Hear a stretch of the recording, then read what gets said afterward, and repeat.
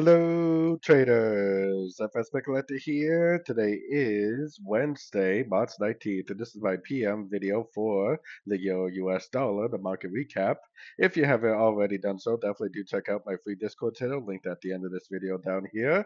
Don't forget to check out my website, fxpipcollector.com, to get access to all the benefits listed below and more. And also, don't forget that I do a YouTube live stream every weekday night at 6 p.m. GMT time. So, anyways, we had FOMC news today, the interest rate news for the US dollar. They did not lower interest rates, but they did hint that they were likely to lower interest rates twice this year if the economy, holds at its current numbers or better. So that's pretty positive for the most part, I guess. It definitely did cause the euro to push up pretty good. And right now, I have my Fibonacci retracement on this last push up. But actually, I would probably, if I was trying to get long, I'd probably try to go down to a shorter time frame, and I would look for three ways down to one of these fib levels because I do think there's a good chance the trend could continue. The trend is up on literally every single higher time frame, so I'm definitely looking for longs.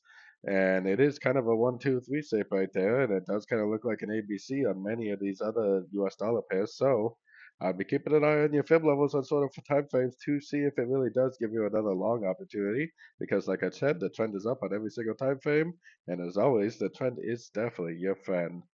So, anyways, don't forget to join my free Discord channel, link down here in the corner. And as always, thank you for watching and happy trading.